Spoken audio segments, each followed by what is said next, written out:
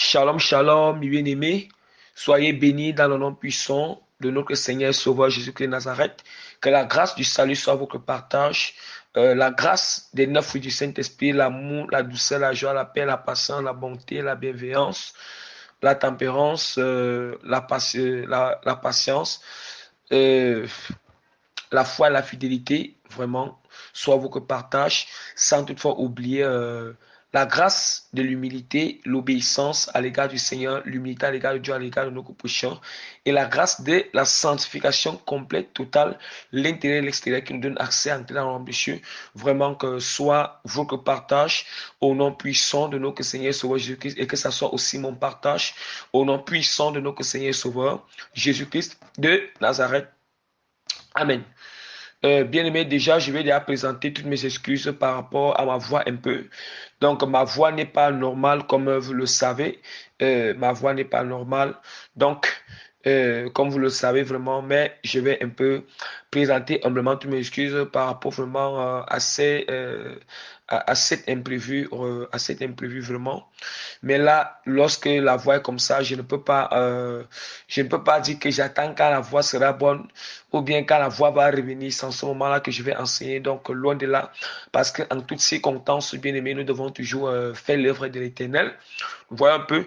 Donc, sans toutefois tarder, je vais juste essayer de recommander ce moment d'enseignement entre les mains de l'Éternel, afin que le Seigneur puisse prendre total contrôle vraiment en ce moment d'enseignement.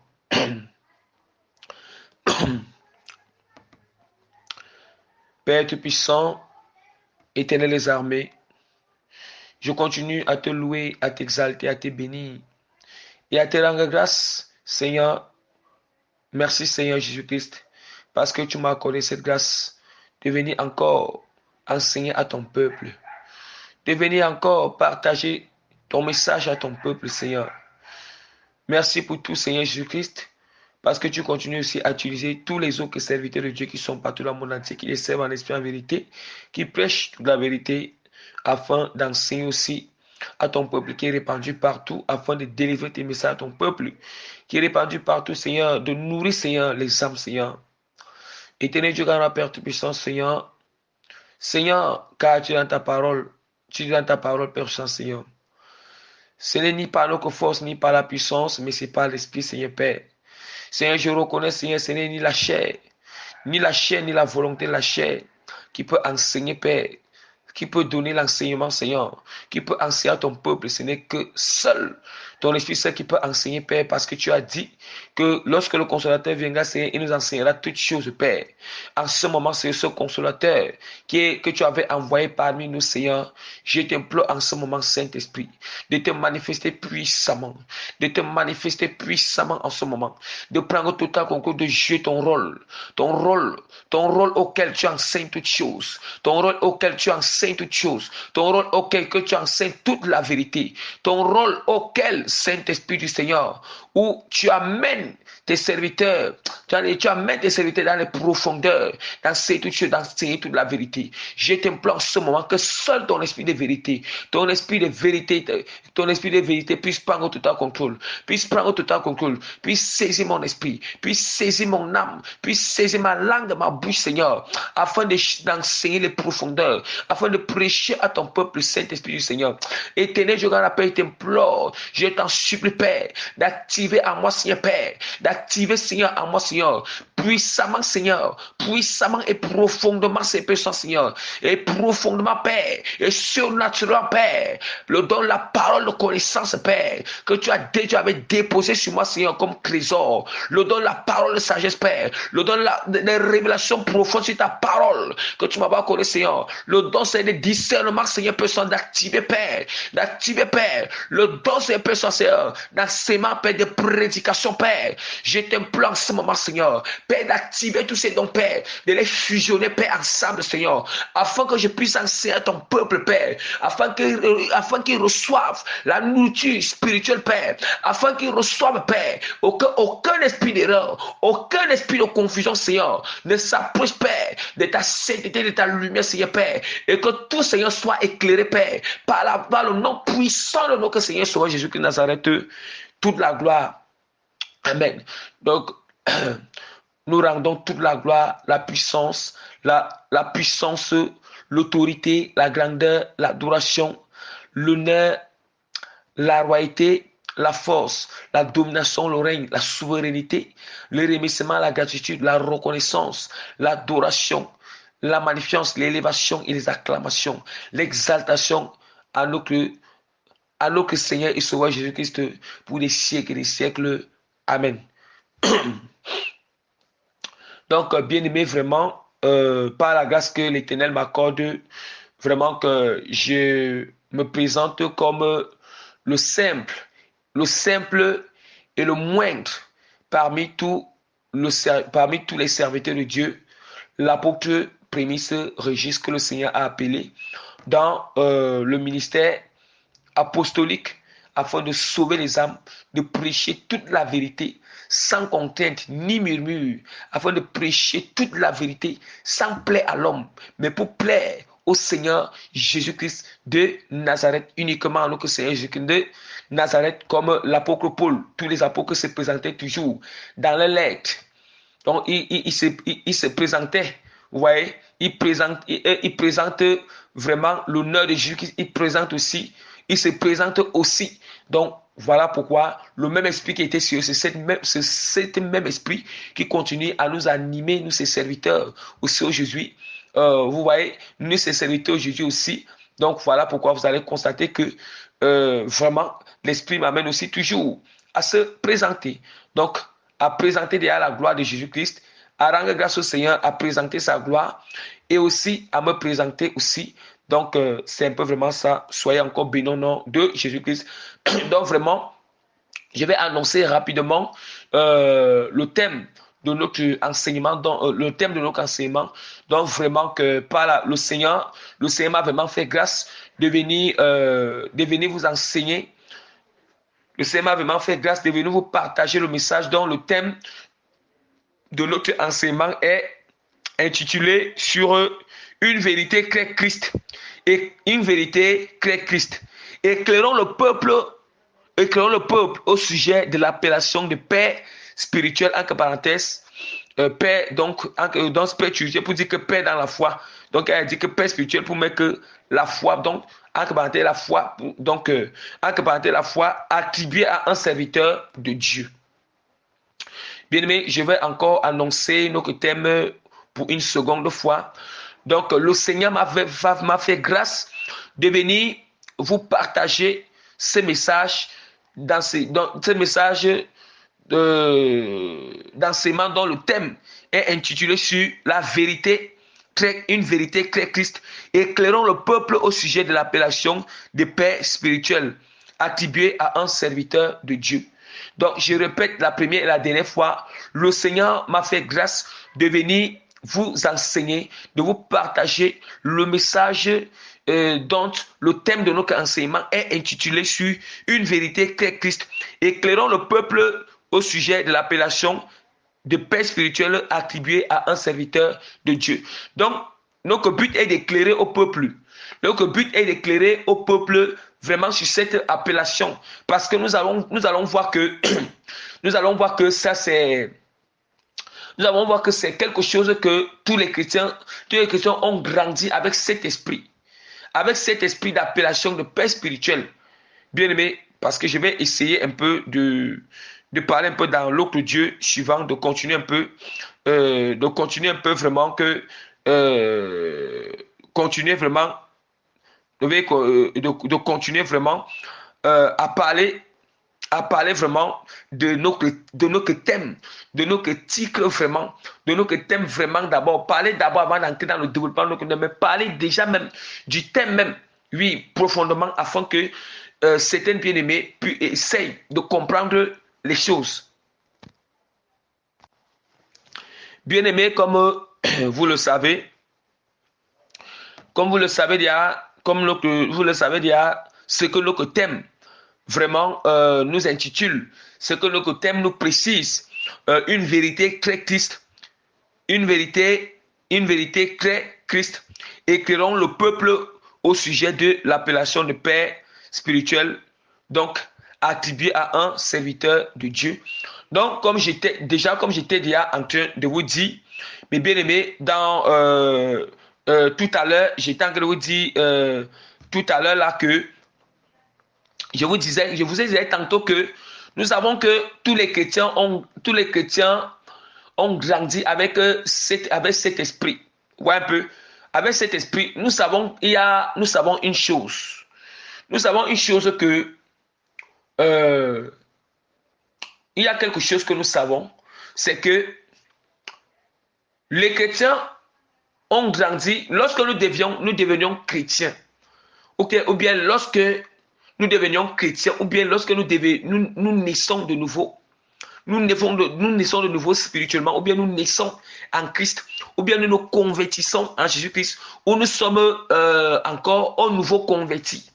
Lorsque nous sommes au nouveau converti, au nouveau converti qui signifie bébé spirituel. Et lorsque nous sommes au nouveau converti, ça dépend quel serviteur de Dieu vraiment nous a enseigné. Ça dépend quel serviteur de Dieu vraiment nous a enseigné les choses. Parce que nous savons que lorsque nous sommes nouveaux convertis, et le serviteur de Dieu qui nous enseigne, qui nous fait grandir dans la foi, qui nous fait grandir dans la connaissance bien-aimée, jusqu'à notre maturité, nous allons voir que des bases qu'on nous donne, étant nouveau converti, étant bébé spirituel, ce sont des bases qu'on nous donne, des enseignements de base, des enseignements élémentaires qu'on nous donne souvent. Nous allons voir que ces enseignements restent souvent enracinés en nous. Ça reste souvent enraciné dans l'âme, dans l'esprit, dans le cœur. Au point où parfois, lorsque peut-être, ça reste souvent enraciné. Ce qui fait que ces enseignements de base, si cela arrive que dans ces enseignements de base, ça n'a pas été un bon enseignement, ou bien ça n'a pas été un bon enseignement, ou bien vraiment ça a été un enseignement qui n'a pas vraiment un enseignement, donc qui n'est pas qui n'est pas vraiment profond, qui n'est pas tellement très profond sur la vérité totale, nous allons voir que ça va jouer sur nous. Ça va jouer sur nous lorsque on va écouter une vérité totale en rapport avec l'enseignement que vous avez écouté dès votre enfance spirituelle, dès votre enfance spirituelle, donc c'est dès votre enfance spirituelle, donc vous voyez un peu parce que ça joue souvent beaucoup. Et voilà pourquoi nous disons toujours que, bien aimé, il faut toujours, lorsque nous devenons matures spirituellement, ou bien lorsque nous grandissons spirituellement, on doit toujours être attentif à écouter aussi le Saint-Esprit personnellement. On doit aussi être attentif à examiner tout ce que les autres vrais serviteurs de Dieu peuvent aussi enseigner. Nous voyons un peu, parce que là où nous voyons là, peuvent aussi enseigner. En réalité, lorsque tu entends un enseignement, disons, un enseignement, ce qui concerne le père spirituel, comme je suis en train d'enseigner là, je prends peut-être par exemple, vous peut-être que vous avez reçu l'enseignement en ce qui concerne père spirituel, père dans la foi, dès votre naissance spirituelle, ou votre enfance spirituelle auprès des leaders de vos assemblées. Mais comme vous avez écouté cet enseignement, maintenant aussi, moi aussi, je viens aussi donner cet enseignement aussi par la grâce du Seigneur. Maintenant, vous allez prendre l'enseignement que les leaders de vos assemblées vous ont donné comme élémentaire ou bien comme base par rapport à cela. Et aussi l'enseignement que je vais aussi donner par la grâce de Dieu. Et vous allez examiner. Lorsque vous allez examiner, qu'est-ce qui vous fait examiner? En réalité, vous prenez son enseignement, vous prenez aussi ma part d'enseignement, vous examinez, on ne rejette point. La part de Dieu nous dit que dans l'Épître des Thessaloniciens, la part de Dieu nous dit que les chrétiens de Béret s'empressaient d'écouter la parole. Ils écoutaient la parole de Dieu, la parole que Paul les enseignait avec empressement. Et ils examinaient chaque jour si ce que Paul les enseignait est cadré avec les Écritures. C'est comme ça. Est cadré avec les Écritures. Vous voyez que c'est ça qu'on appelle des chrétiens accomplis, des disciples de Christ. C'est ça qu'on appelle un chrétien mature. C'est ça qu'on appelle des chrétiens spirituels, des chrétiens vraiment qui marchent selon l'esprit. Donc, tu marches selon l'esprit. Donc, tu vas prendre, tu vas examiner profondément. Tu examines, bien aimé. Et on dit que qu'est-ce que les chrétiens de Béret étaient en train d'examiner? C'est que Paul les enseignait. L'Esprit de Dieu à travers Paul les enseignait. Ils étaient en train d'examiner à la lumière des saintes écritures, à la lumière de la parole. Or, l'enseignement que je viens de donner, ce n'est pas un enseignement, bien aimé, c'est pas un enseignement qui est hors de la parole, mais je n'utilise que les passages bibliques pour enseigner. Il est aussi vrai que aussi ils ont utilisé les passages bibliques pour enseigner. Mais il faut regarder aussi quand ils ont utilisé les passages bibliques. Donc il faut examiner les mêmes passages bibliques que eux et moi nous avons utilisés. Aussi des passages bibliques que bon, ça les a échappés sinon pas utilisés. Vous voyez un peu, si peut-être il y a d'autres passages bibliques que j'ai ajoutés, parce que je sais que dans cet enseignement, il y a les mêmes passages bibliques que eux ils avaient utilisés, que moi c'est encore utilisé ici là. Il y a aussi d'autres passages bibliques que le Seigneur m'a fait grâce d'y ajouter à ce thème pour toujours accompagner ou soutenir ce thème que peut-être que bon, peut-être que soit ils avaient oublié aussi d'ajouter, ou bien, bon, ça n'est pas aussi venu en esprit d'ajouter. Donc, tout dépend selon la grâce que le Seigneur fait à tout un serviteur de Dieu, à tout un chacun, en toutes ces choses-là, ce n'est que pour la gloire de Christ et pour l'utilité du corps de Christ. Donc, c'est un peu ça. Donc, bien aimé, c'est à ça que je vous ai attiré déjà l'attention. Donc, pour vous dire, déjà, lorsque nous parlons déjà, nous allons déjà dire que je vais un peu essayer. Notre enseignement sera vraiment effectué ou bien sera exécuté ou bien notre enseignement sera fait vraiment sur 3 points ou bien sur 3 points. Sur 3 points. Maintenant, le premier point, je vais essayer de parler déjà du premier point. Donc, le premier point qui ne sera que les différents types de naissance. Les différents types de naissance. Et le deuxième point vraiment sera expliquons le concept où Jésus interdit à ses disciples d'être appelés père. Et là où l'apôtre Paul appelle Timothée et Tite, ses enfants légitimes dans la foi. Donc, nous allons expliquer ce concept. Ça sera notre deuxième point. Et le troisième point sera sur les différentes appellations qu'on peut attribuer aux élus de Dieu choisis par Jésus pour diriger l'Église et nourrir les âmes. Donc, on va aussi donner ces différentes appellations. Vous voyez un peu.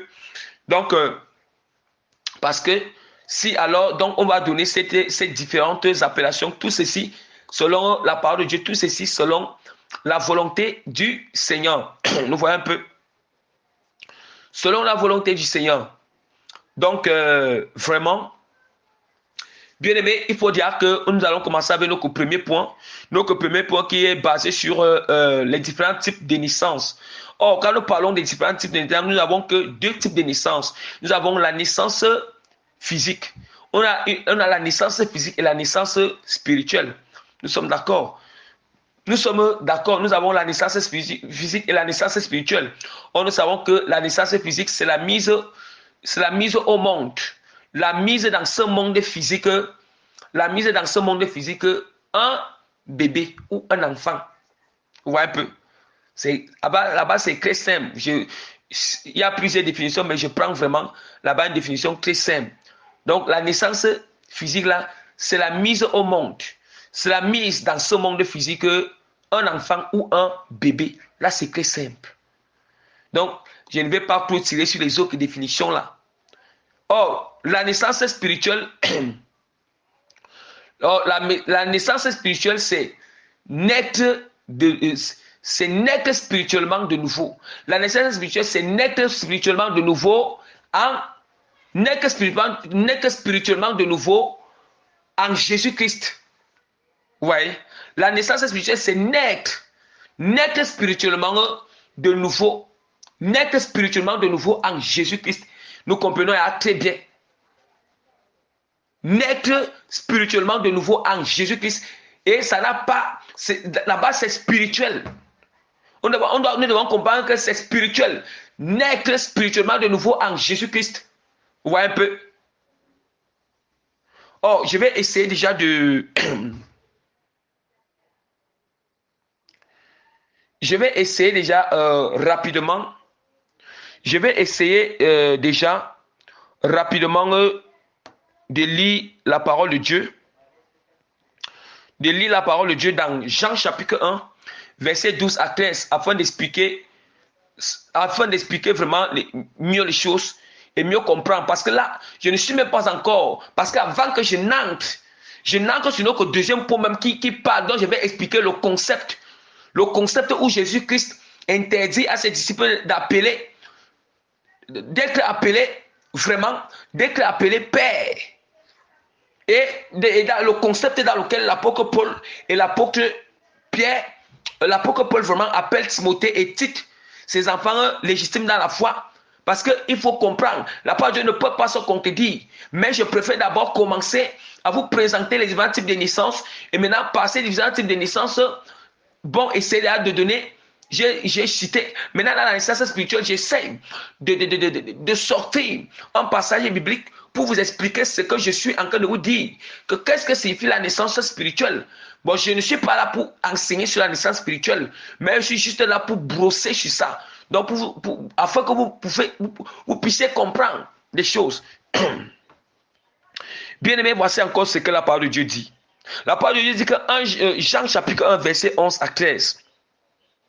Elle est venue chez les siens, et les siens ne l'ont pas reçue. Mais à tous ceux qui l'ont reçue, à ceux qui croient en son nom, elle a donné le pouvoir de devenir enfants de Dieu, lesquels sont nés, non du sang, ni de la volonté de la chair, ni de la volonté de l'homme, mais de Dieu.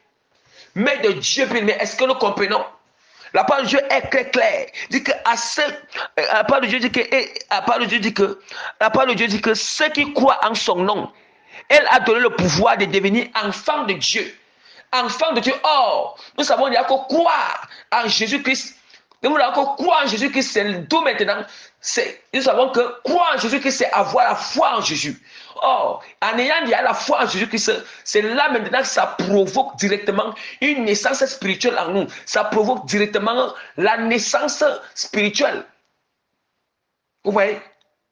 Ça veut dire que c'est ça qui prouve que nous sommes bien nés spirituellement. On ne peut pas recevoir le Saint-Esprit, ni recevoir le baptême d'eau. On ne peut pas recevoir ni le baptême d'eau, ni le baptême du Saint-Esprit, si c'est que nous ne sommes pas nés de nouveau. Si c'est que nous ne sommes pas nés de nouveau. Or, on ne peut pas naître de nouveau, bien-aimé. On ne peut pas naître de nouveau si nous n'avons pas cru en Jésus-Christ. Or, croire en Jésus-Christ, c'est avoir la foi en Jésus-Christ. Or, voilà pourquoi la parole dit que c'est pas la foi que nous avons la grâce. C'est pas la foi que vraiment nous sommes sauvés. C'est pas la foi que nous avons la grâce. Nous avons reçu la grâce du salut en Jésus-Christ qui nous sauve. Est-ce que nous comprenons, bien-aimés? Donc, est-ce que nous comprenons, bien-aimés? Voilà pourquoi je vais dire mettre l'accent. L'accent on dit que non, on ne dit pas l'accent que ce qui va souvent différencier, ce qui va souvent séparer, quand on séparer que spirituel c'est à part, foi c'est à part. Bien-aimé, attention. Attention, en réalité, ce qui te fait même bien entrer dans le spirituel, en réalité, ce qui te fait même bien entrer dans le spirituel, ce qui provoque ta naissance spirituelle, ce qui provoque cette naissance spirituelle, c'est la foi, bien-aimé. La foi est le centre de la spiritualité. La foi est le centre de la spiritualité. La foi, c'est la preuve de ce qu'on ne voit pas. La foi, telle que la parole dit dans Hébreu. Hébreu, que la foi, c'est une ferme. La foi, c'est une ferme assurance des choses qu'on espère et une démonstration de celles qu'on ne voit pas. Est-ce que nous comprenons? Est-ce que nous comprenons? Et la parole de Dieu dit encore que, est-ce que nous comprenons? Ça veut dire que la foi, c'est une ferme assurance des choses qu'on espère. Or, nous espérons des choses qui sont invisibles et la démonstration des choses qu'on ne voit pas. Quand nous parlons, on parle de spiritualité, nous parlons de ce qu'on ne voit pas. Or, quand nous parlons de foi, quand nous parlons de foi, la foi est la preuve de ce qu'on ne voit pas. La foi, c'est l'élément majeur dont le chrétien doit opérer dans le spirituel. La foi relie le spirituel et le physique. Donc, on doit comprendre ces choses. On ne peut pas dire qu'il y a certaines personnes qui disent que non, père spirituel c'est à part, père dans la foi c'est à part. Bien aimé, quand on dit que père spirituel ou père dans la foi, c'est la même chose. C'est la même chose. Bien aimé, vraiment que nous allons essayer. Nous allons déjà essayer, bien aimé. Et voilà pourquoi nous allons voir que la parole de Dieu nous dit que à ceux qui croient en son nom, elle a donné le pouvoir de devenir enfants de Dieu, lesquels sont nés non du sang, ni de la volonté de la chair, ni de la volonté de l'homme, mais de Dieu. À ceux qui croient en son nom, il a donné le pouvoir de devenir enfants de Dieu. Ceux qui ont la foi en Christ, c'est là où ils ont reçu le pouvoir de devenir enfant de Dieu. Ça veut dire que du moment où tu n'avais pas encore cru en Jésus-Christ, tu n'avais encore foi en Jésus-Christ, bien-aimé, et que tu n'étais pas encore né de nouveau, tu n'es pas enfant de Dieu. Mais lorsque, bien-aimé, ces critères, lorsque tous ces éléments sont respectés, tu deviens enfant de Dieu. Or, ça veut dire que si nous sommes enfants de Dieu, ça veut dire que nous avons bien un Père. Un Père spirituel qu'on appelle Dieu. Nous avons un Père spirituel qu'on appelle Dieu.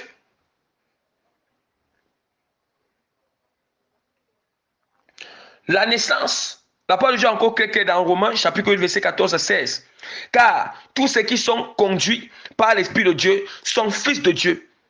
Et vous n'avez point reçu un esprit de servitude pour être encore dans la crainte, mais vous avez reçu un esprit d'adoption par lequel nous crions Abba Père. Nous crions Abba Père. L'Esprit lui-même rend témoignage en notre esprit que nous sommes enfants de Dieu. C'est l'Esprit qui rend témoignage à notre esprit que nous sommes enfants de Dieu. L'Esprit ne rend pas témoignage à notre esprit que nous sommes enfants spirituels de tels serviteurs de Dieu ou de tels serviteurs. Non.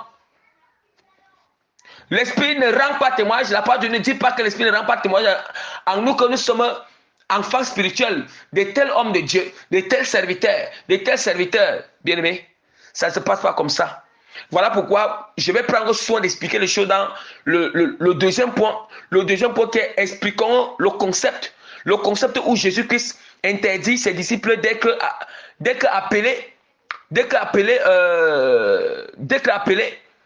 Père. Et le concept aussi dans lequel Paul appelle Timothée et Tite, ses enfants légitimes dans la foi, parce qu'il faut qu'on explique ces choses.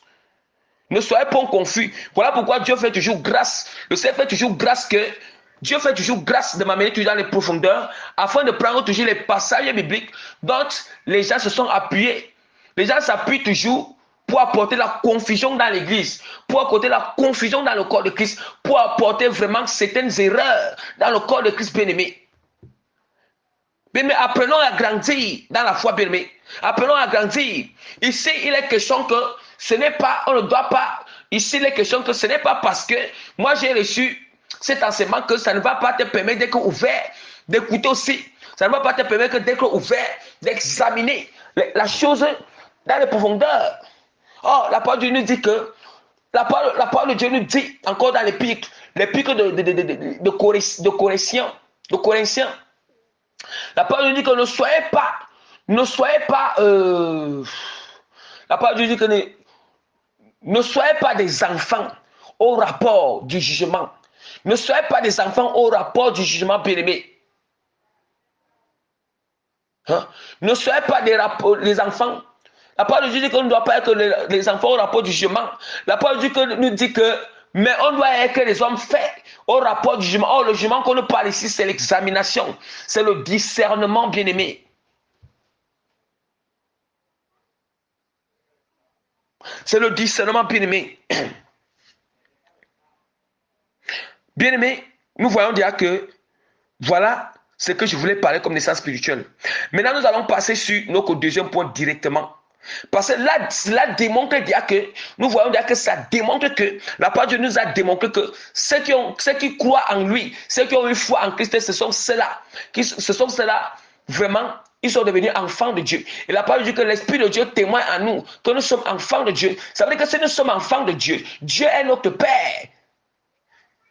Oh, ça veut dire que la parole de Dieu est très claire. Tous ceux qui sont conduits par l'Esprit de Dieu sont fils de Dieu.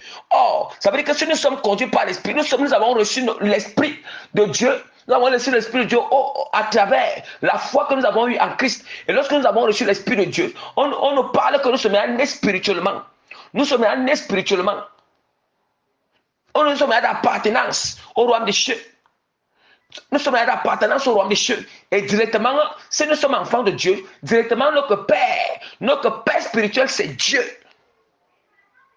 Notre Père spirituel, c'est Dieu, bien-aimé. Là, c'était juste pour expliquer. Mais là, nous allons entrer même dans les profondeurs pour expliquer le concept. Pour expliquer vraiment le concept. Notre deuxième point, c'est expliquons le concept où Jésus interdit à ses disciples d'être appelés Père. Quand on parle des disciples de Christ, il y a des serviteurs de Dieu qui font partie des disciples de Christ à l'intérieur. Là où, et maintenant, le concept où Jésus qui interdit à ses disciples d'être appelés Père et là où l'apôtre Paul appelle Timothée et Tite ses enfants légitimes dans la foi. Et c'est là maintenant alors que, c'est là parce que là, nous allons voir que des serviteurs de Dieu, et la théologie qui a dans ces choses, et des serviteurs de Dieu, depuis, nous allons voir que juste après que l'église primitive, juste après que vraiment la théologie s'était installée, s'était infiltrée dans l'église, nous allons voir que dans la théologie vraiment qui corrompt vraiment, la théologie vraiment qui n'enseigne pas toute la vérité là. Lorsque ça s'était installé dans l'église, nous allons voir que ce sont des choses qui ont été enseignées dans la théologie avec des décennies, de génération en génération, c'est ça qui se transmettait. C'est ça qui se transmettait. Maintenant, lorsque ça se transmet, les serviteurs de Dieu qui vous ont donné les enseignements de base en ce qui concerne le Père spirituel, ils vous transmettent aussi ce qu'ils ont reçu de la théologie. Or, il y a parfois certains ne veulent pas être vraiment. Or, quand ils enseignent ces choses, ils ne s'arrêtent que sur le passage. Là où Paul a en train d'appeler Timothée et Tite que enfant légitime, qu'il est l'enfant légitime dans la foi. Hein? Ils sont ses enfants légitimes dans la foi. Et donc, ils s'appuient seulement sur ça. Mais là, on ne sait pas de comparer les profondeurs. Donc, la manière que c'est écrit là, c'est ça que les gens expliquent superficiellement. Superficiellement, mais non que par les profondeurs. Pour comprendre pourquoi est-ce que Paul les appelle comme ça. Pour comprendre. Mais là, tel que c'est écrit là à la surface. La surface, tel que c'est imprimé là. La lettre est là. Ce n'est que comme ça qu'on explique aux gens superficiellement. Et c'est d'où maintenant que l'appellation de père spirituel a commencé. L'appellation est des pères spirituels et les dadis. Et les pères spirituels et les dadis. Voilà. Les dadis et les papas spirituels. Vous voyez un peu? Donc, bien aimé, je vais essayer déjà d'expliquer ce concept. Je vais essayer déjà d'expliquer ce concept, bien aimé, de père. Ce concept de père spirituel. Pourquoi est-ce que Jésus interdit? Et dans quel sens Paul, il appelle Timothée, son enfant spirituel, son enfant légitime dans la foi. Et il appelle aussi Tite, son enfant dans la foi aussi. Pourquoi? Et quelque part, nous allons aussi voir que même Pierre aussi avait appelé Marc, que son fils bien-aimé. Bien, nous allons d'abord commencer avec, nous allons d'abord ouvrir la parole de Dieu rapidement dans Matthieu. Nous allons d'abord ouvrir la parole de Dieu rapidement dans Matthieu. Parce qu'en tout cas, on doit démonter. Nous sommes là pour démonter. L'enseignement nous permet de démonter, bien-aimé. Parce qu'on ne peut pas démonter pourquoi avec la parole. Et quand on démonte, on doit démonter avec la puissance du Saint-Esprit. Ce n'est pas avec la chair. Mais lorsqu'on enseigne, on n'enseigne pas pour chercher notre gloire. Nous n'enseignons pas pour chercher ni notre gloire, ni la gloire des âmes. Mais on cherche la gloire du Seigneur. Quand nous enseignons, on doit comprendre. Nous enseignons ce qui est parfait devant le Seigneur, ce qui plaît à Dieu, ce qui est agréable à l'Éternel, et non à nous-mêmes, ni à l'homme. Bien, mais pourquoi je vais venir enseigner quelque chose où je vais venir enseigner un peu des petits rudiments, je vais venir enseigner des choses qui vont faire que oui. Parce qu'il y a certains élèves, lorsqu'ils enseignent sur ça, ils vont enseigner pour qu'ils gardent sur cette position qu'on appelle toujours père spirituel, qu'on appelle toujours papa dans la foi. Bien, mais attention. Parce qu'il faut qu'on explique ces concepts. Parce que certainement, quand ils enseignent sur ce thème, ils enseignent, tu sens que lorsqu'ils enseignent vraiment, ils ont certains motifs derrière. Quand ils enseignent ça, tu sens que lorsqu'ils enseignent, vraiment, ils ne laissent pas que Jésus qui prend toute la gloire sur cet enseignement. Ou bien, lorsque certains bien-aimés les posent ces questions, que bon, la fin c'est comment, non, ils ne laissent pas que c'est la gloire qui soit manifestée par rapport à cet enseignement, par rapport à cet enseignement. Ou à ce thème, il ne laisse pas vraiment que seul, il ne laisse pas que la gloire de Dieu soit manifestée et que seul, je veux qu'il tire gloire, mais ils vont essayer de faire que non, il faut qu'une petite gloire de 20%, de 30% doit rester là. Il ne faut pas éliminer que dire que non, jamais. Jamais tout enseignement, je veux qu'il doit tirer toute la gloire. Bien aimé, vraiment, je vais essayer d'ouvrir la parole de Dieu. Bien aimé, je vais essayer d'ouvrir la parole de Dieu rapidement dans Matthieu chapitre 23, verset 1 à 12. Matthieu chapitre 23, verset 1 à 12. Je lis au nom puissant de Jésus-Christ.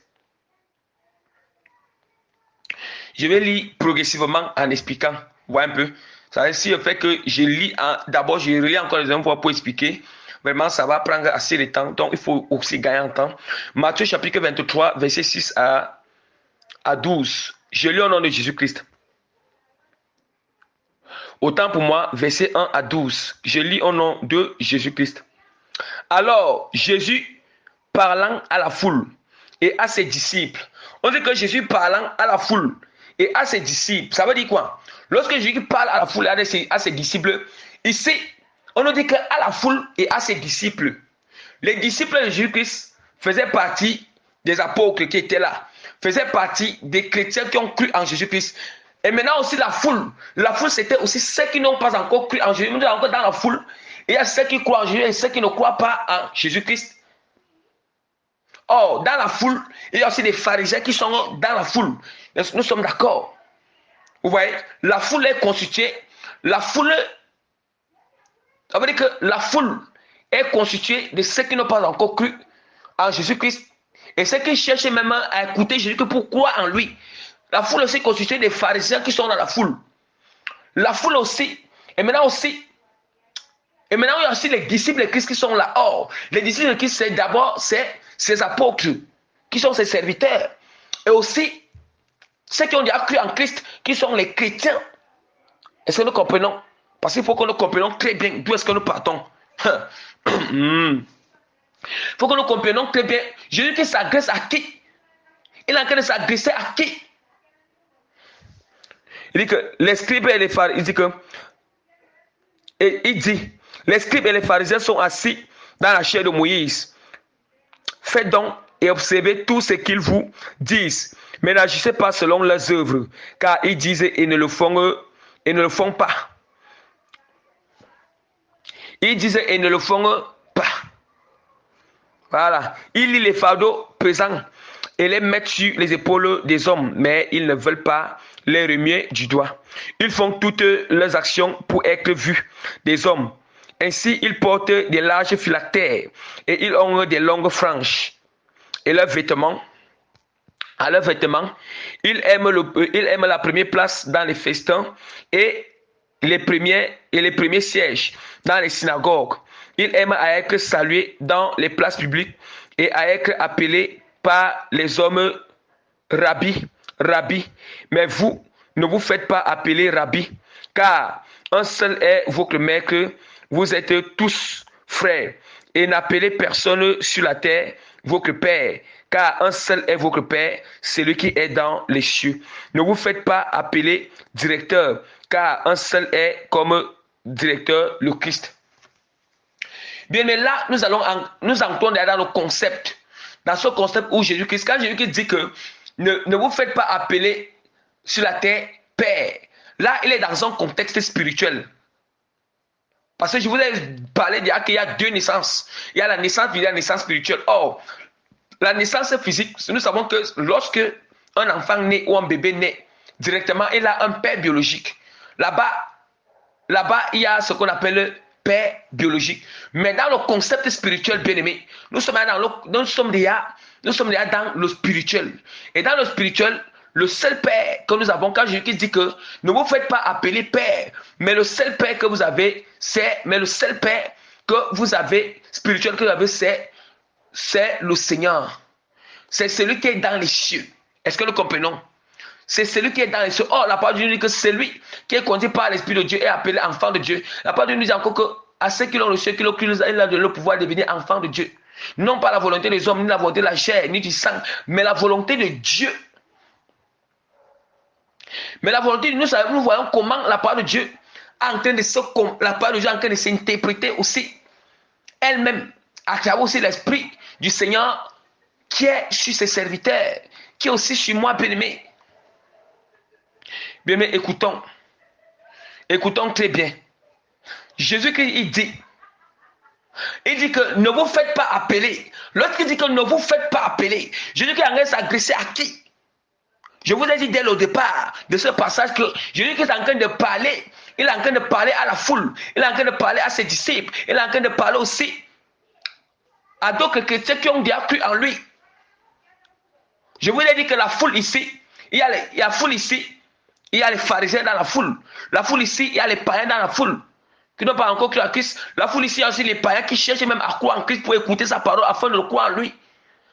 Or, ici, disciples, nous parlons des apôtres, des gens qui sont avec lui. Nous parlons aussi des chrétiens, ceux qui ont déjà cru en Jésus-Christ, ceux qui ont cru en Christ, qui ont eu foi en Christ.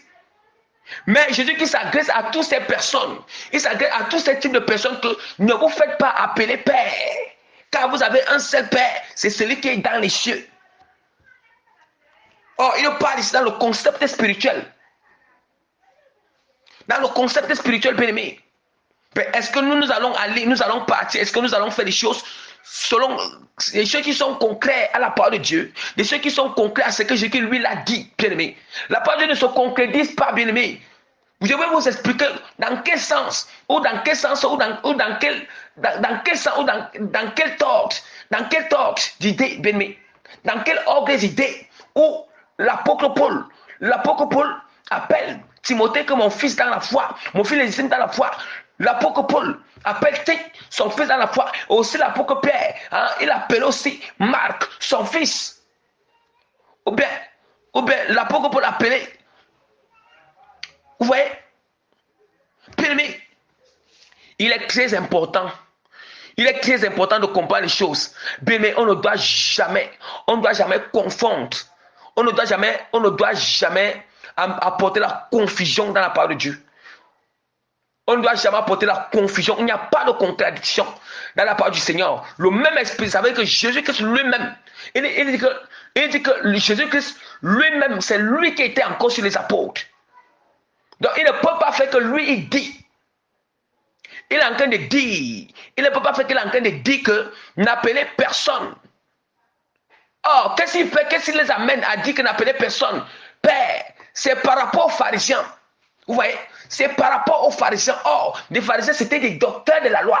Or, être docteur de la loi, ils sont en train, c'est dans le concept spirituel. Le docteur de la loi spirituelle. Or, des pharisiens étaient des sacrificateurs et des sadducéens étaient des sacrificateurs du Seigneur. Oh, être sacrificateur de Dieu, Dieu, ça veut dire que là, tu es dans le service spirituel. Tu es au service de Dieu spirituellement. Spirituellement. Non, nous n'allons pas dire ici que lorsque Jésus qui dit qu'on n'appelle pas Père, il est en train de qu'on n'appelle pas Père, quand il est en train de dire qu'on n'appelle pas Père, les gens vont dire que non. Ils vont dire que non, c'est parce que comme les pharisiens cherchaient qu'on les appelle comme ça, non. Mais il dit que mais vous, je vous dis, il dit quoi? Mélangez avec tout le monde. Même ceux même qui marchent selon sa volonté. Hein? Voilà que je vois que dans la parole de Dieu, on doit être attentif. Lorsqu'on nous met dans la parole de Dieu, on doit être attentif à écouter le Saint-Esprit.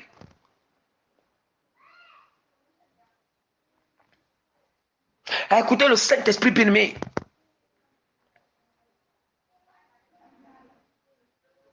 À écouter le Saint-Esprit. Nous comprenons déjà que on ne doit pas appeler un homme de Dieu ou bien le leader de ton assemblée.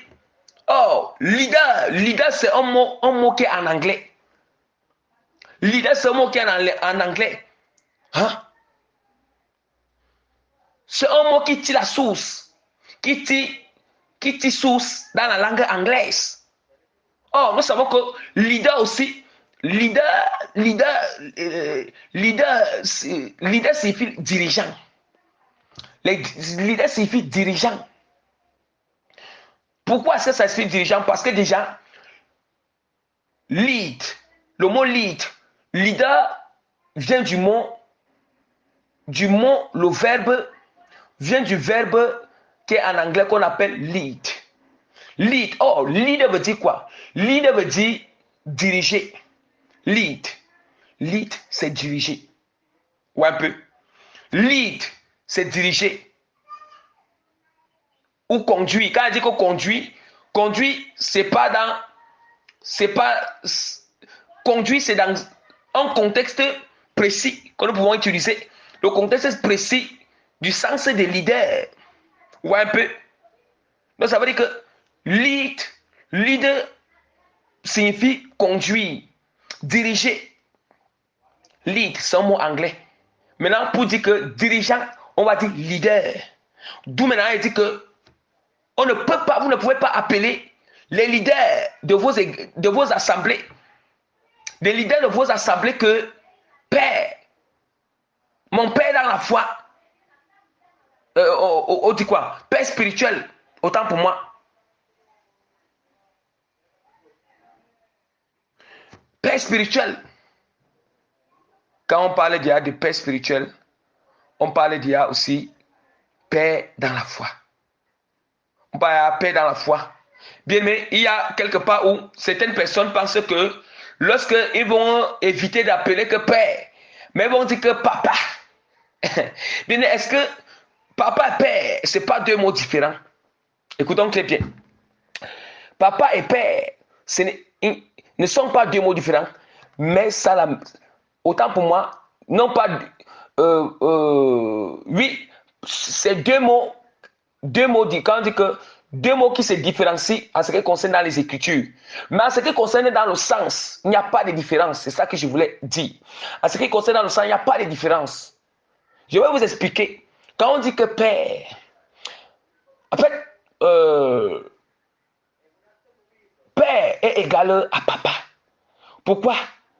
Nous allons voir que le français, la langue française, il y a certains mots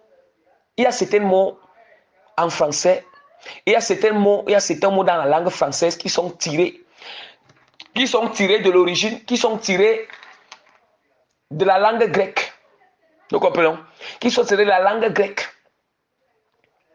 De la langue grecque, nous allons voir que Père, en grec, signifie quoi? Signifie papas. Père en grec, dans la langue grecque, signifie papas. Est-ce que nous comprenons? Signifie papas. Vous voyez? Donc, ça a deux appellations. Père, dans la langue grecque, a deux appellations. On peut appeler papas ou bien patera. Patera. Donc, c'est comme ça. C'est comme ça, bien aimé. Quand on entend que le mot père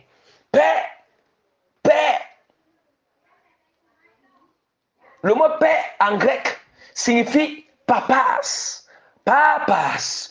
Papas. Et encore patera. Patera. Vous voyez un peu?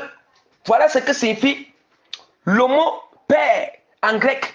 Et c'est tout maintenant que, comme le mot père en grec signifie papas, et maintenant on a juste pris le mot grec, on a mis ça en français, donc on appelle que papa aujourd'hui. Donc, laissez les choses que vous dire que non. Même si je dis que vous évitez, déjà certaines personnes évitent de dire que père, père spirituel, mais elles peuvent dire que papa. Hein, si c'est papa spirituel, ou si c'est, hein, bien aimé, je vous ai dit que ce soit la foi est spirituelle. Quand on dit que père spirituel, père dans la foi, ou papa spirituel, ou papa dans la foi, bien aimé, c'est la même chose. C'est la même chose. Ou bien si quelqu'un va éviter de dire que père, pour aller dire que papa, c'est la même chose, bien aimé. Bien aimé, il est question, nous entrons dans les profondeurs. Je vais vous expliquer l'origine de papa. Bien aimé, nous allons un peu pour mieux expliquer les choses. Pour mieux expliquer les choses. Bien aimé, c'est très clair. C'est très clair que notre Seigneur Jésus-Christ, lorsqu'il est en train de parler, interdit ici formellement. Il a interdit formellement que ce soit. Il a interdit formellement, même à ses propres disciples, même à ses propres disciples, même à ses serviteurs, ses apôtres. Il les interdit que ne vous faites pas appeler Père. Est-ce que nous comprenons? Ne vous faites pas appeler Père. On n'a qu'un seul Père, c'est celui qui est dans les cieux. Or, ici, c'est dans le concept spirituel. Ici, c'est dans le concept de la foi en Christ. Le concept de la foi en Jésus-Christ.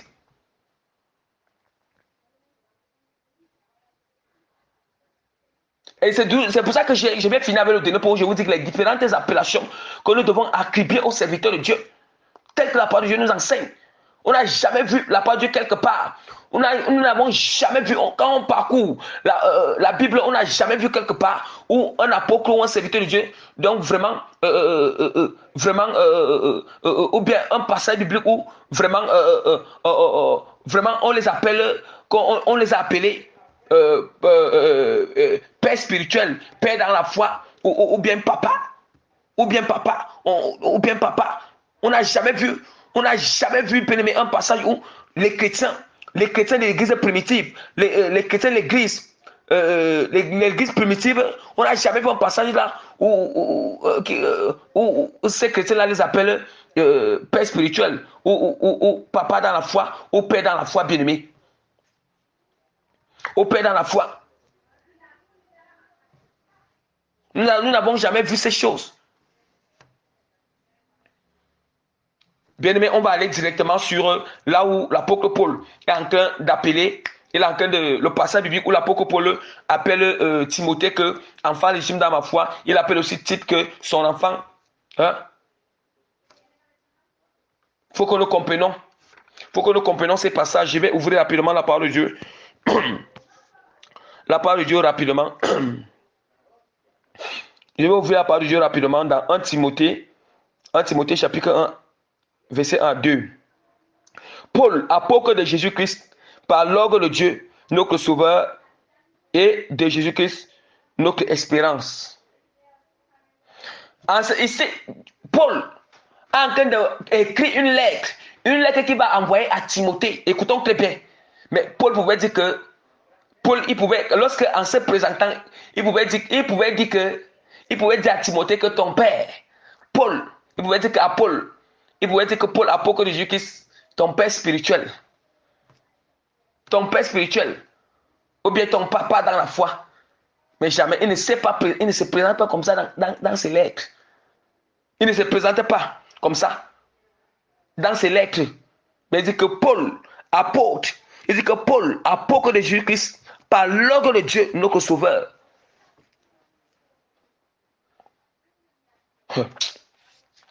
Maintenant, il dit que à Timothée, mon enfant légitime en la foi, que la grâce, la miséricorde, la paix soient données de la part de Dieu, le Père, de la part de Dieu le Père et de Jésus-Christ notre Seigneur. Bien, mais je vais encore lire un autre passage où il appelle Tite, son enfant.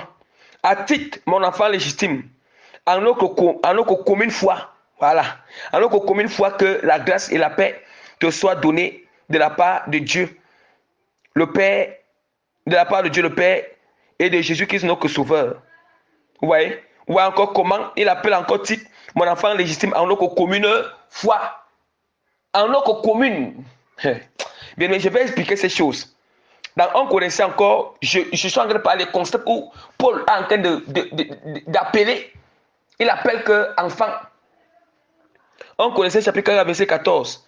Ce n'est pas pour vous faire honte que j'ai écrit ces choses, mais je vous avertis comme mes enfants bien-aimés. Comme mes enfants bien-aimés. Parce que ce sont ces passages qui ont commencé à faire que, vraiment aujourd'hui, il y a même eu des enseignements spéciaux, ou dit que des enseignements spéciaux vraiment, des enseignements spéciaux vraiment, où des serviteurs de Dieu vraiment se nomment des pères spirituels, des papas spirituels, où des serviteurs de Dieu se fait appeler des pères spirituels, des papas spirituels, des daddies. Oui, ce sont ces passages ici qui s'appuient sur ça. Mais en s'appuyant sur ça, ils s'appuient sur ces passages pour chercher leur gloire. Parce que là, lorsqu'ils s'appuient sur ces passages, ce n'est pas pour chercher la gloire de Jésus-Christ. Or, il y a dans un sens où Paul appelait comme ça. Et bien aimé, je vais vous démontrer ces choses. Je vais vous démontrer avec les passages bibliques très clairs, en appui. Et tu vas voir que c'est déjà les serviteurs de Dieu, lorsqu'ils agissent du côté où Jésus qui dit que ne vous faites pas appeler Père. Et ils s'expliquent d'une autre manière, parce qu'ils veulent toujours garder leur gloire, qu'on les appelle Papa. Papa dans la foi. Mon Père dans la foi, mon Papa dans la foi. Or, Papa dans la foi là, ça a une autre signification. Ce n'est pas une signification de la manière que vous voyez que c'est écrit là en lettres que Papa dans la foi. Bien-aimés, nous allons rapidement. Je vais ouvrir. Voici encore. Nous avons que dans 1 Pierre chapitre 1 verset 13. Pierre aussi, lui aussi, il appelle aussi mon fils. Il dit que l'église des élus à Babylone vous salue, ainsi que Marc, mon fils. Ici aussi, c'est Pierre qui appelle Marc que son fils. Oui, qui appelle Marc que son fils. Bien-aimé, il y a l'explication. Nous sommes ici. Moi, je ne cherche que la gloire de Jésus. Je ne cherche que la gloire de Jésus-Christ. Je ne cherche que la gloire de Jésus-Christ. Je ne cherche que enseigner ce qui est parfait, agréable, saint et pur devant Jésus-Christ et d'éclairer au peuple. Donc, chacun vraiment a le choix de voir les choses comme il veut.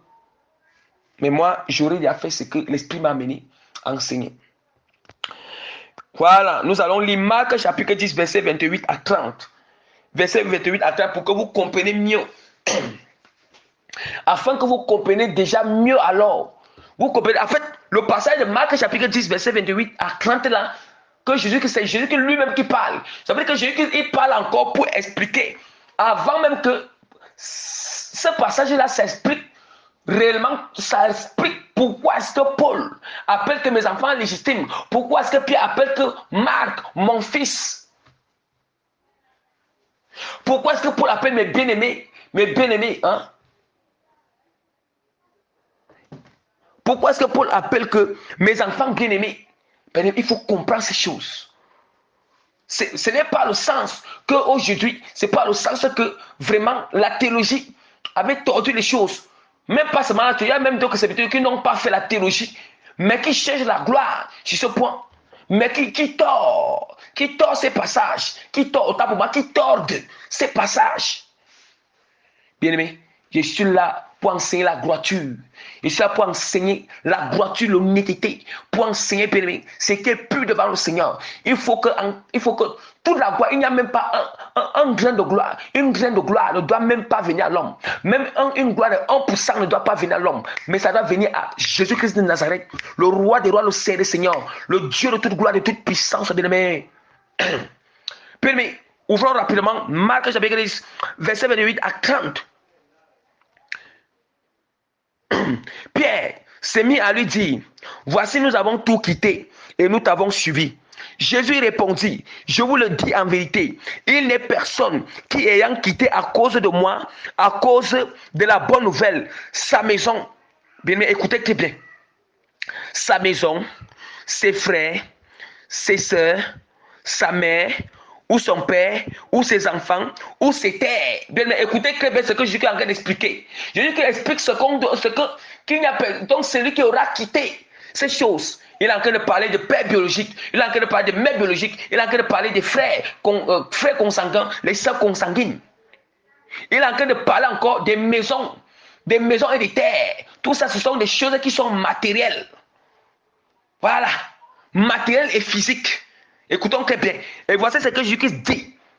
Jésus dit que, après il dit que, ne reçoivent au sanctuaire bleu. Et que Jésus répondit que, je vous le dis en vérité, il n'est personne qui ayant quitté à cause de moi et à cause de la bonne nouvelle, sa maison, ou ses frères, ou ses soeurs, ou sa mère, ou son père, ou ses enfants, ou ses terres, ne reçoivent au sanctuaire bleu présentement dans ce siècle des maisons, des frères, des soeurs, des mères, des enfants et des terres.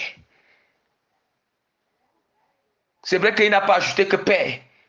Mais tout ce qu'il a répété qu'on a quitté, il dit qu'on a quitté, nous recevons encore ça. Dans ce siècle présent, il dit que nous recevons encore. Oh, il y a encore toujours paix à l'intérieur. Parce que ce sont tout ce qu'il a dit là. Lorsqu'on quitte pour sa bonne nouvelle, on reçoit encore ça dans le siècle présent, étant en lui. Étant maintenant en lui déjà, étant déjà en Christ. Bien, mais écoutons alors très bien. C'est d'où maintenant que le Saint-Esprit par sa puissance et sa démonstration va bannir. Cette confusion va abolir la confusion dans les esprits. Dans les esprits de certains bien-aimés. Dans les esprits.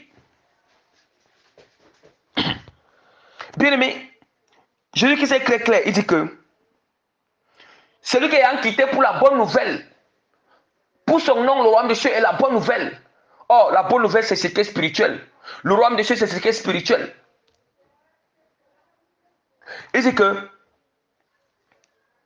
ayant quitté son père, sa mère, sa soeur, ses enfants et ses terres, son père, ne reçoivent au centuple. Ça veut dire qu'il donne une promesse. Ça veut dire que Jésus il donne une promesse terrestre et une promesse terrestre et une promesse spirituelle. Une promesse éternelle. Ou bien pour dire que une promesse terrestre qui est matérielle et une promesse spirituelle qui est éternelle. Or, la promesse qu'il donne ici, qui est matérielle, la promesse qu'il donne ici qui est terrestre,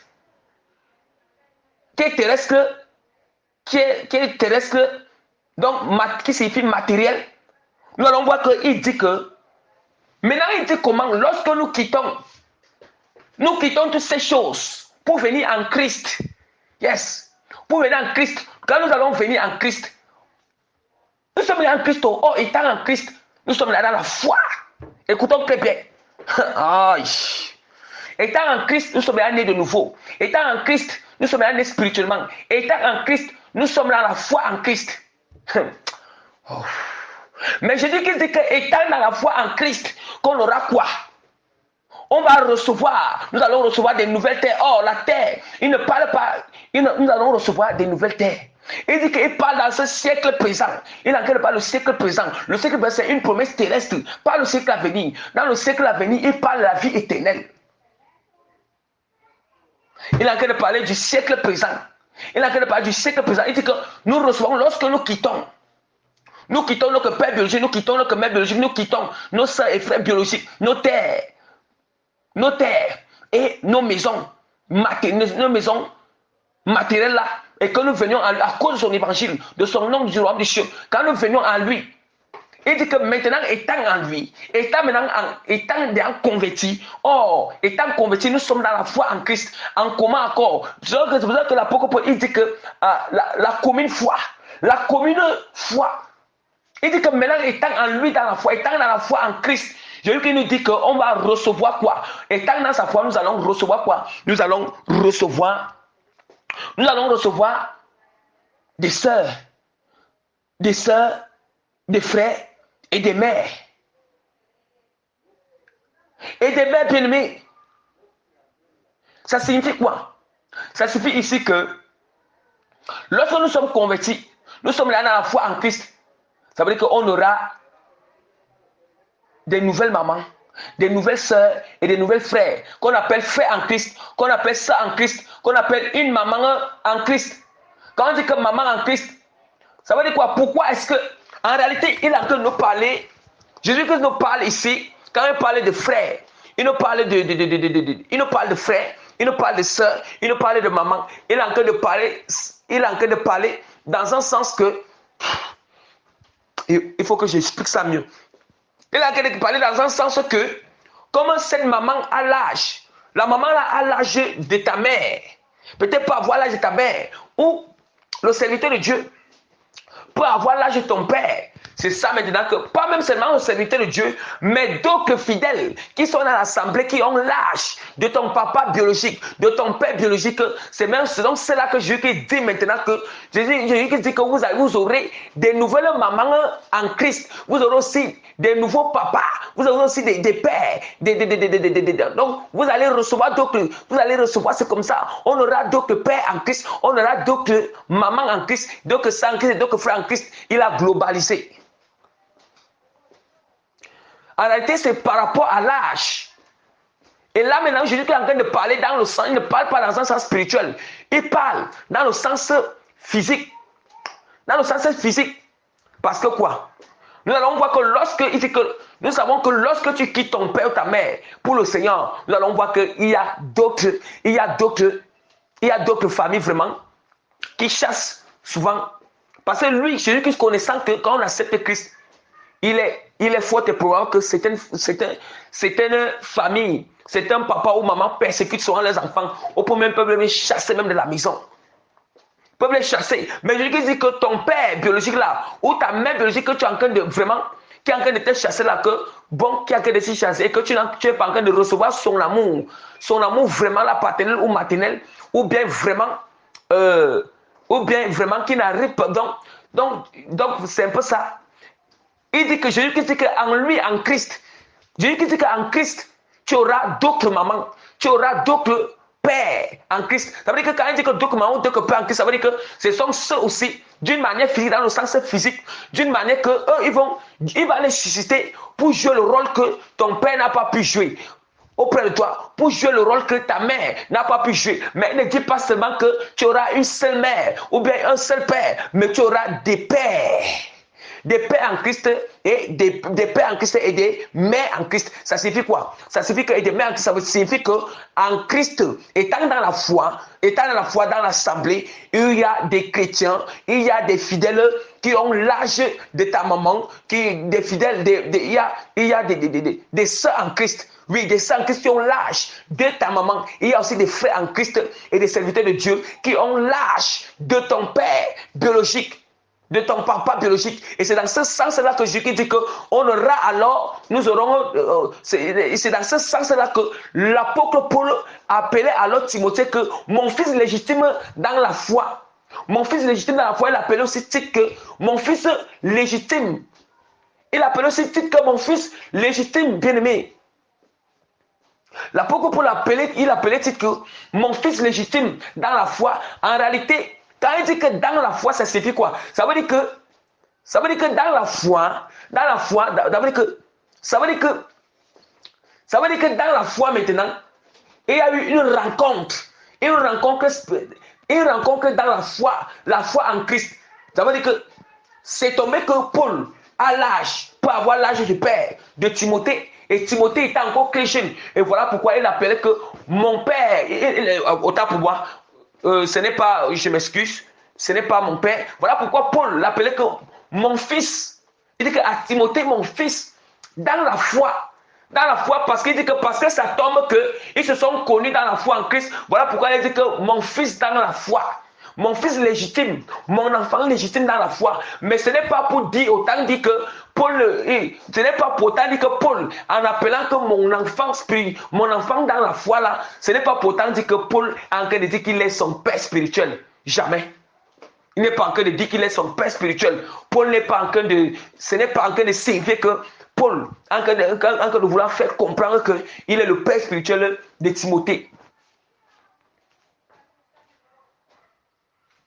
Qu'il est le père spirituel de Timothée. Le père spirituel demeure. Et c'est lui, c'est Dieu. Dieu demeure. notre Père, comme Jésus-Christ l'a dit. On ne peut pas enlever comme ça. Mais ici, là, Paul appelle Timothée que mon enfant, je peux peut-être par exemple,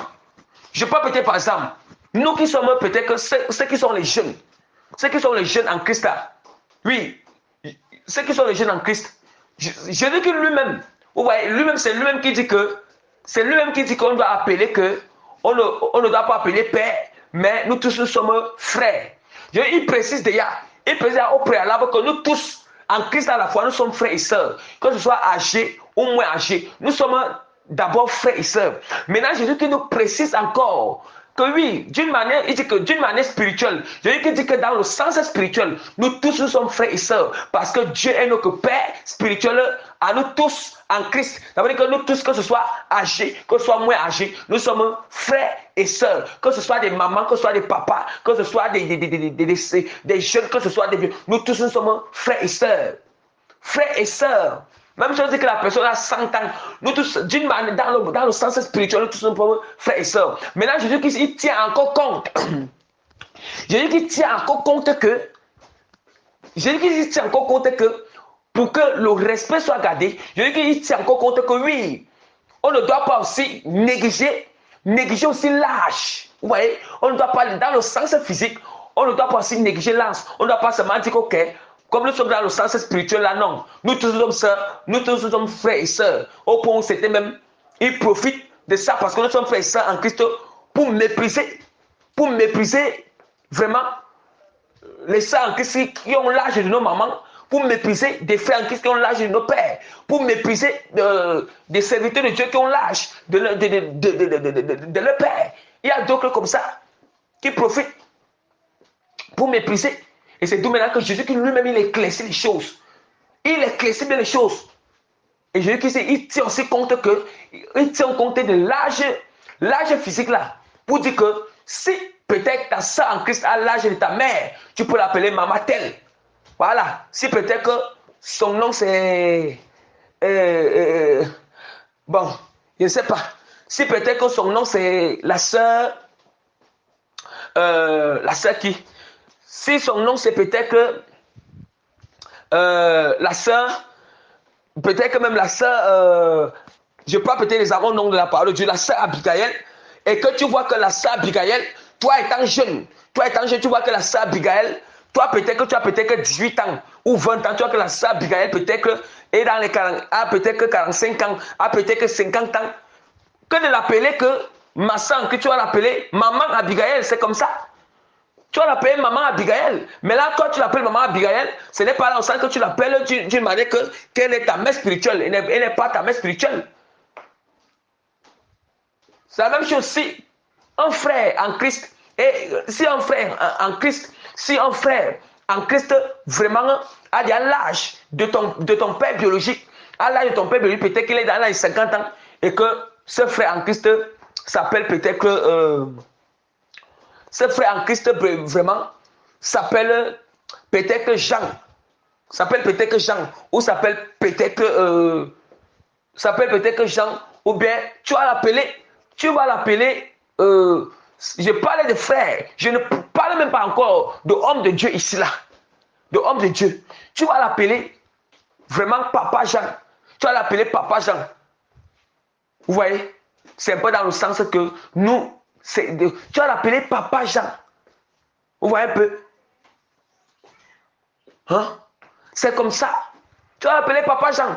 Et maintenant, ce qui concerne que les hommes de Dieu là, pour les hommes de Dieu, vraiment, si tu vois que l'homme de Dieu peut-être à l'âge de ton père, il a l'âge de ton père, mais appelle-le dans le sens physique, mais si tu l'appelles dans le sens spirituel, mais si tu l'appelles que papa, et papa, et que tu es dans le concept spirituel, en l'appelant papa, bien, tu es en train de transgresser la parole du Seigneur. Jésus qui t'a donné son ordre, il a bien expliqué, il a établi bien les choses.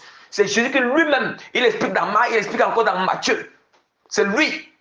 Il a bien expliqué les choses, il a bien parlé des choses. Donc, ça veut dire que si tu appelles un homme de Dieu, si tu appelles un homme de Dieu bien-aimé, papa, appelle, si c'est qu'il a l'âge de ton père, l'âge qui pouvait t'accoucher, vraiment, appelle le père, père ou bien papa dans un sens physique. Le sens que Jésus nous parle dans Marc chapitre 10, verset 28 à 30. Mais si tu l'appelles dans le sens où Jésus s'est interdit dans Matthieu chapitre 23, vraiment que le sens spirituel, tu es en train de transgresser la parole de l'Éternel. Attention, tu es en train de transgresser la parole de l'Éternel. Là, c'est l'idolâtrie. Là, c'est l'idolâtrie. Tu transgresses, tu pêches. Mais c'est la vérité. Ça, c'est le péché. C'est la parole de Dieu qui nous enseigne. Il faut comprendre les choses. Oui, l'esprit de connaissance est là pour enseigner des profondeurs. Donc, voilà. Voilà vraiment ce que je pouvais expliquer. Ces contextes-là, là, vous avez déjà bien compris. Et voici, nous allons finir avec le troisième point. Le troisième point, comment est-ce que les différentes appellations qu'on peut attribuer vraiment aux élus de Dieu, que Dieu a choisi pour diriger l'Église, pour avoir les assemblées. Oui, les élus de Dieu, que Dieu a utilisés pour diriger, pour nourrir les âmes. Oui, on peut les appeler serviteurs. Vous pouvez appeler serviteurs de Dieu, appeler homme de Dieu, appeler pasteur. S'il est dans le ministère pastoral, appelez pasteur, appelez évangéliste tel, hein? Évangéliste tel, appelez apôtre tel, appelez prophète tel, appelez docteur tel. Oui, bien aimé, c'est biblique, c'est cadré avec la parole. Là, c'est la sainte doctrine. Là, c'est la sainte doctrine, bien aimé. Là, c'est une manière. Lorsqu'on appelle, quand tu appelles un homme de Dieu, c'est la seule manière que vous pouvez. Bon. Donc ici, c'est la seule manière que vous pouvez manifester votre humilité. Manifester l'humilité, ou bien tu peux... c'est la seule manière que tu peux manifester l'humilité. Ou bien, vraiment, la seule manière que tu peux manifester l'humilité et tu peux te revêtir d'une grande humilité sans tenir compte de l'âge. Là, ici, lorsqu'on appelle, ici, il est question que les différentes appellations, c'est quoi? Lorsque tu appelles, quand on appelle un homme de Dieu par le nom du ministère, l'élu du Seigneur que Dieu a suivi pour diriger les assemblées, pour conduire les âmes, bien aimés, qu'il soit un jeune, qu'il soit un jeune, qu'il soit âgé, qu'il soit jeune, qu'il soit âgé, qu'il soit jeune comme vous ou âgé, bien aimé, c'est en ce moment-là que lorsque tu as l'humilité, lorsque tu reconnais ce que Dieu a mis en lui, tu ne vas pas regarder qu'il est jeune, mais tu vas l'appeler le nom du ministère que le Seigneur, le Dieu, que le Seigneur lui a appelé. Le Seigneur a appelé. Quand tu appelles comme ça, ce n'est pas à cause de lui. Tu appelles pour reconnaître vraiment, pour reconnaître ce que Dieu a mis en lui. C'est la seule manière que les fidèles peuvent reconnaître ce que Dieu a mis sur le serviteur de Dieu, ou bien manifester leur humilité. Mais ce n'est pas, c'est votre manière de manifester l'humilité en appelant que papa ou père là. C'est là où c'est pas bien. C'est là où c'est pas bien. Mais en ce qui concerne quand on appelle les noms attribués aux hommes de Dieu là, aux serviteurs de Dieu qui est pasteur, évangéliste, apôtre, docteur, prophète, homme de Dieu, serviteur de Dieu, tout ça, c'est là, ça ne regarde pas l'âge, qu'il soit jeune, qu'il soit vieux, vous pouvez l'appeler homme de Dieu, vous pouvez l'appeler serviteur de Dieu, vous pouvez l'appeler le nom de son ministère que Dieu l'a appelé. Comme la même manière, ça prouve, comme l'apôtre Paul se présentait toujours, l'apôtre Paul disait toujours qu'on ne méprise pas Timothée parce qu'il est jeune. Donc c'est comme ça. Là, c'est pour ceux qui sont revêtis de l'humilité. Ici, tu peux aussi appeler ces noms-là. Lorsque tu reconnais ce que Dieu a mis en lui et ce qu'il a fait avec, et ce qu'il fait avec lui. Ce que Dieu a mis, qu'il soit jeune ou âgé. Ce que Dieu a mis sur ces serviteurs de Dieu, tu peux l'appeler homme de Dieu, serviteur de Dieu, apôtre, pasteur, évangéliste. Tout dépend quand tu connais le nom du ministère, Dieu l'a appelé. Tu l'appelles, tu peux l'appeler comme ça. C'est une manière pour que tu reconnais ce que Dieu a mis en lui, ce qu'il fait, ce que Dieu fait avec lui. Hein? En fait, ce n'est pas lui-même, c'est ce que Dieu a mis en lui, c'est ce qu'il reconnaît. Hein? Lorsque tu reconnais lorsque tu reconnais le ministère que le Seigneur lui a appelé, et que le Seigneur lui a appelé et exerçant, et il exerce, et lorsqu'il exerce aussi bien cette fonction, Vous voyez? C'est là que c'est bien ces fonctions. Vraiment, il n'y a pas un problème. Il n'y a pas de problème. C'est là où c'est normal de manifester l'humilité, de l'appeler apôtre tel, pasteur tel, évangéliste tel, prophète tel, docteur tel, homme de Dieu, serviteur de Dieu. C'est comme ça pour manifester l'humilité. Même si tu as le même âge avec lui, même si vous êtes jeune, c'est comme ça que là-bas, il n'y a pas un problème. Il n'y a pas un problème. Mais celui qui veut, il appelle aussi, il appelle frère, il appelle ce homme de Dieu que frère. Mais il y a certaines personnes, ils appellent, oui, ils n'appellent pas les hommes de Dieu que, ils ne les appellent pas que père ou papa, mais ils appellent que homme de Dieu. Il appelle que homme de Dieu. Mais il y a d'autres que lorsqu'il voit que c'est une personne qui est âgée, c'est dans ce moment-là qu'il appelle père. Quand il voit qu'une personne qui est âgée, c'est dans ce moment qu'il appelle homme de Dieu, ou pasteur, ou évangéliste, ou bien serviteur de Dieu, ou comme ça. Mais quand il voit qu'il a son âge, il est jeune comme lui, il ne va pas l'appeler que homme de Dieu ou serviteur de Dieu, ou bien le nom du mystère que Dieu l'a appelé, il va l'appeler que frère. Il va l'appeler que frère. Il va l'appeler que frère. Ça, on appelle ça aussi, on appelle ça un manque d'humilité. Un manque d'humilité par rapport à ce que Dieu a déposé sur la personne. Il a déposé. Ce n'est pas lui-même. Encore plus, je précise que quand la personne exerce bien cette fonction. Et ça veut dire que lui, il est humble. Il ne réclame pas. Ça ne lui dérange pas que tu l'appelles frère. Même si c'est que ça ne lui dérange pas. Lui, il s'en fout ou vous l'appelez frère ou vous l'appelez le nom du ministère que Dieu l'a appelé, ou bien homme de Dieu serviteur. Lui, il ne gère pas ça. Lui, il est homme devant Dieu. Il sait Dieu comme il faut. Lui, il ne regarde pas toutes ces choses. Mais c'est à toi, le chrétien, tu dois connaître que tu dois manifester l'humilité à l'égard du Seigneur, en appelant le ministère, le nom du ministère, ou en appelant homme de Dieu ou serviteur. Ce n'est pas parce que tu as le même âge. Hein? On doit aussi comprendre que les fonctions diffèrent dans l'église. Les fonctions, parce que la charge que les hommes de Dieu ont, qu'ils soient âgés ou jeunes, n'est pas la même charge comme vraiment les brebis. Ce n'est pas la même charge. Ce n'est pas la même charge. C'est ça qu'on appelle le respect. Le respect des choses. L'humilité. Ce n'est pas pour lui, c'est pour Dieu. C'est pour Dieu. Donc, j'ai tout expliqué. Donc, j'ai déjà tout expliqué par la grâce du Seigneur pour mieux comprendre de quoi il s'agit, de quoi est-ce que nous parlons. De quoi est-ce que nous parlons? Mais ce que je peux dire aux hommes de Dieu, aux serviteurs de Dieu, que tu sois jeune ou âgé, ne réclamez jamais. Si le fidèle décide de t'appeler frère, toi, manifeste l'humilité, accepte ce qui est dans son esprit, ce qui vient dans son esprit de t'appeler. S'il décide de t'appeler homme de Dieu, tu acceptes. S'il décide d'appeler apôtre ou pasteur selon ton ministère, tu acceptes. Qui t'appelle frère ou t'appelle le nom de ton ministère ou homme de Dieu, toi tu acceptes. Mais c'est Dieu lui-même, un jour. C'est comme ça que tu acceptes. C'est Dieu même qui va l'amener. Tu ne peux pas dire que peut-être que si tu appelles frère, après, tu vas t'énerver ou bien ça va te déranger dans le cœur. C'est pas bien. Là, c'est déjà l'orgueil. Ça, c'est l'orgueil. Mais là, c'est Dieu même qui peut l'amener un jour à dire que non, là où tu vois là, c'est mon serviteur. Au moins, pour la charge que je lui ai confiée, il peut dire à ce frère ou à cette soeur, dans son esprit, que au moins la charge que je lui ai confiée, tu dois respecter. Tu dois savoir que cette charge est grande. Donc, c'est comme ça.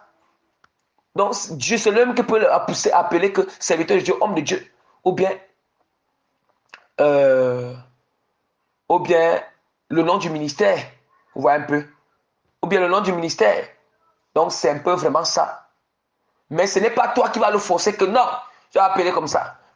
Même dans le cadre où les appellations qui sont bonnes devant le Seigneur là, ce n'est pas toi qui vas exiger au fidèle de t'appeler comme ça. Ce n'est pas toi. Bon, si vraiment cette brebis là, si lui il te considère comme un frère, il ne te considère pas comme il ne reconnaît pas ce que le ministère du Seigneur en toi, ou Tu acceptes non, qui t'appelle frère, non. Qui t'appelle frère. Un jour, c'est Dieu qui travaille comme ça. Donc, c'est ça. Donc, c'est un peu vraiment ça. Donc, vraiment, soyez bénis au nom de Jésus-Christ. Voilà l'enseignement. Voilà l'enseignement, vraiment, l'enseignement est terminé.